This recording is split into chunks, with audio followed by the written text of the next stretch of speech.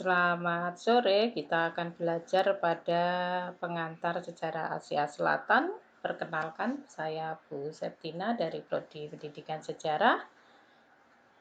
Nah, mata kuliah ini mengkaji tentang bagaimana perkembangan sejarah di wilayah Asia Selatan sejak awal peradaban kuno sampai menjadi negara modern, di mana akan memetakan perkembangan kebijakan di bidang sosial, politik, budaya, dan kerajaan-kerajaan yang tumbuh melalui tugas terstruktur pada masa perkembangan agama Hindu, Buddha, Islam, dan bagaimana kita bisa membuat argumentasi logis dalam proses pembelajarannya nanti sehingga identifikasi faktor pendorong kesadaran nasional secara internal maupun eksternal akan mendukung Indian National Service atau INC ini mencapai kemerdekaan India pada tahun 1947.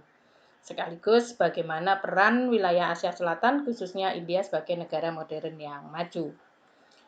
Capaian pembelajarannya akan mengarahkan kepada manfaat sumber belajar berbantuan TIK untuk memahami geografi dan identifikasi sejarah Asia Selatan, terus konsep kebudayaan yang tumbuh di Asia Selatan dan proses migrasi bangsa-bangsa Asia Tengah ke Asia Selatan, kemudian bertanggung jawab terhadap tugas kelompok atau individu yang diberikan terkait konflik-konflik yang terjadi akibat kolonisasi bangsa Eropa di Asia Selatan. Ini literaturnya bisa dicermati dan ini adalah bahasan utama selama kita 1 semester ke depan, yaitu tentang kebudayaan awal dalam peradaban kuno di mana India adalah salah satu titik pertemuan peradaban besar dunia, kemudian masa-masa kejayaan kerajaan-kerajaan besar Hindu, Buddha, dan Islam, kemudian bagaimana Inggris mendominasi proses kolonisasi dibandingkan bangsa Perancis, Spanyol, ataupun Portugis sebagai masa yang menerapkan imperialisme di beberapa wilayah Asia Selatan. Kemudian kesadaran berbangsa tidak lepas dari kebijakan sistem pemerintahan indirect rule Inggris ketika berimperialisme di Asia Selatan. Kemudian proses menuju kemerdekaan ditandai dengan beberapa konflik internal dan proses etnisitas yang terus terjadi hingga kini.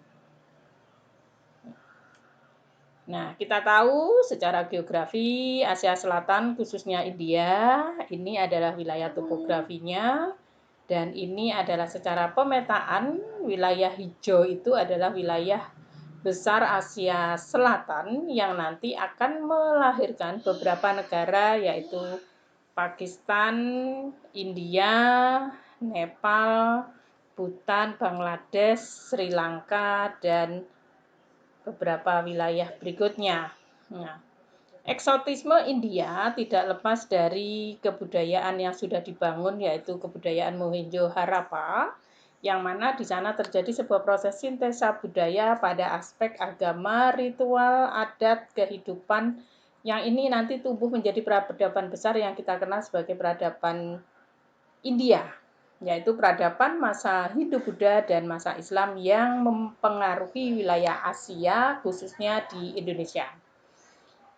Setiap kehidupan di dalam masyarakat berakar pada agama, ritual, dan beberapa tata arsitektur yang sangat bagus secara seni, di mana kepercayaannya mengacu kepada kekuatan alam, dan kekuatan inilah yang disebut sebagai teori kosmos, bahwa ini mempengaruhi lahirnya ajaran Hinduisme yang kita kenal mempengaruhi segala filosofi, nilai-nilai kultur, nilai-nilai kehidupan, dan nilai-nilai seni yang diciptakan.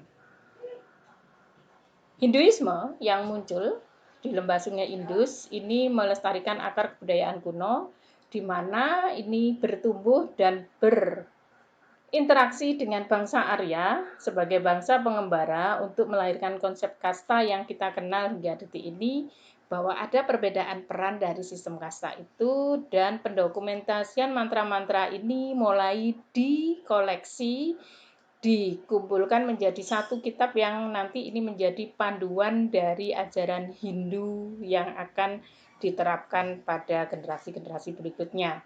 Kemudian konsepsi Brahman sebagai roh tersuci ini mewakili 33 dewa-dewi yang dipercayai di wilayah Asia Selatan.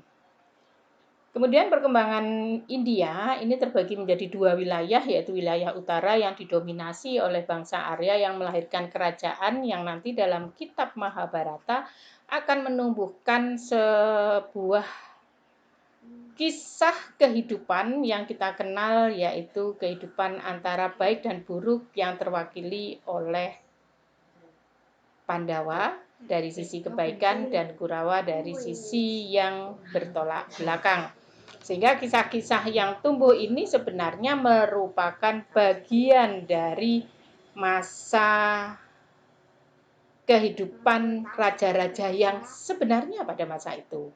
Kemudian wilayah selatan, yaitu dataran Dekan, ini menegaskan bahwa wilayah ini adalah wilayah masyarakat India asli yang kita kenal sebagai bangsa Dravida dengan ciri masyarakatnya berkulit hitam, kemudian wilayahnya adalah wilayah gurun kapur yang kita sebut sebagai dataran Dekan dan dekat dengan pantai, dan disinilah justru peran perdagangan yang menjadikan India sebagai masyarakat pedagang handal pada perdagangan internasional kuno yang sedang berkembang melalui jalur sutera laut. Konsep pandangan bangsa Barat terhadap India, di mana bangsa yang memiliki ajaran Hindu-Buddha ini dipatuhi dan menjadi dasar kehidupan. Nah, konsepsi ini menjadi sistem yang akan mempengaruhi siklus hidup di dalam pola kehidupan manusia India secara umum, bahwa mereka meyakini melalui konsep kasta ini tergantung pada dharma atau perbuatan yang nanti mereka akan terreinkarnasi untuk menebus dosa-dosa pada kehidupan sebelumnya. Sehingga status sosial inilah yang melahirkan peran dari masing-masing harus secara optimal dikembangkan dengan baik. Periodisasi di dalam belajar sejarah Asia Selatan terbagi menjadi beberapa masa, yaitu masa Mohenjo-daro, masa kerajaan Arya, sampai kerajaan besar Asoka yang diamanahkan pada dinasti Maurya, kemudian kerajaan yang Hindu-Buddha yang berkembang secara umum, kemudian masa Gupta, dan masa kerajaan-kerajaan yang tumbuh secara kecil-kecil di wilayah India Utara, dataran Dekan, dan India Selatan. Kemudian masa berganti pada masa Islam, yaitu masa kehidupan Delhi, yaitu Kesultanan Delhi yang ada di penghujung dekat Celah Khyber, dan masa yang muncul di wilayah Sungai Gangga sebagai jantung kehidupan filosofi Hindu. Kemudian baru pada abad ke-16 masa kolonial Eropa. Ini adalah bentuk-bentuk peninggalan karya sastra yang mereka munculkan sebagai sebuah karya yang indah dan diakui dunia.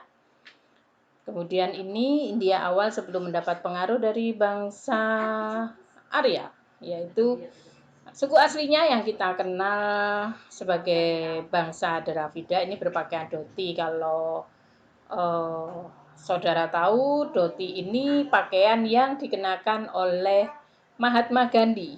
Jadi seperti cawat yang itu hanya berisi selebar kain untuk menutupi hal-hal yang memang tidak boleh dimunculkan. Kemudian migrasi bangsa Barat. Nah, bangsa Barat di wilayah Barat melalui Celah Khyber ini menjadi sebuah magnet bagus, di mana bangsa Indo-Eropa, Persia, Yunani, dan Arab mempengaruhi wilayah India bagian utara ini bertumbuh menjadi kerajaan-kerajaan besar di masa yang akan datang. Kemudian pembauran budaya baru terlahir melalui sungai Hindustan di sisi utara arah barat, melahirkan sebuah kebudayaan yang nanti mewakili perkembangan seni arsitektur, seni arca yang bagus, dan aksesoris-aksesoris perhiasan indah-indah yang ini merupakan alkulturasi atau pembauran budaya dari bangsa Indo-Eropa dengan kebudayaan baru yang kita kenal sebagai Helenisme atau pengaruh Helenistik nanti. Sehingga inilah yang nanti menjadi titik awal lahirnya kerajaan-kerajaan utama masa Hindu-Buddha. Perkembangan India berikutnya. Nah, ini kita tahu peradaban akan lahir dan tumbuh dari wilayah sungai. Kita ketahui ada beberapa sungai besar yang ini nanti melahirkan beberapa kebudayaan yang akan berhulu pada Sungai Indus, yaitu kebudayaan Amri, Cancodaro, Lahumjodaro, Kodiji, Mohenjo-daro, Sutkagen. Sedangkan yang di wilayah Harappa ini kebudayaan yang tumbuh di Sungai Gangga dan Sungai Yamuna. Baru kebudayaan-kebudayaan yang lain. Pemujaan dewa, ya, Siwa dianggap sebagai Mahadewa atau yang kita kenal dengan Yogi Swara atau Mahayogi dengan kondisi fisik yaitu bermata 3, kemudian Mahamerunya adalah Pegunungan Himalaya dengan binatang sucinya yaitu Avatara. Ini adalah Nandi berbentuk lembu. Kemudian pohon Bodhi menjadi bagian dari beberapa pohon utama kalau di Indonesia disebut sebagai pohon Kalpataru. Kemudian ini merupakan pohon kehidupan atau pohon nirwana atau pohon surga kalau sekarang. Kemudian yang memiliki peran sebagai penjaga alam semesta adalah Dewa Wisnu yang ini di dalam legendanya adalah sebagai Avatara. Nah, Avatara ini yang kita kenal sebagai Krishna. Nah, Krishna sebagai Avatara di daerah-daerah konflik. Nah, ini kadang Avatara Wisnu ini yang menjadi penengah pada konflik, terutama kalau kita melihat pada kisah Mahabharata bagaimana peran dari Krishna ini sangat mempengaruhi kebijakan-kebijakan pada masa-masa itu. Kemudian kedatangan bangsa Arya ya dari wilayah Baktria yaitu wilayah negara Barkan ini mencoba menguasai ekspansi ke wilayah India Utara yaitu ke Sungai Gangga dengan cita-cita melahirkan akulturasi budaya Arya dengan budaya lokal yang nanti tumbuh menjadi Helenistik. Akulturasinya apa? Ini. Bangsa Dravida memberikan pengalaman hidupnya melalui makanan, kemudian pakaian dan bagaimana cara membuat dupata atau sorban yang sekarang menjadi ciri khas kaum Sing. Kemudian bangsa Arya memberikan bagaimana membuat roti capati atau semacam martabak yang ini berbahan dari gandum, kemudian membuat baju dari kulit binatang dan membangun kereta perang dan lain-lain.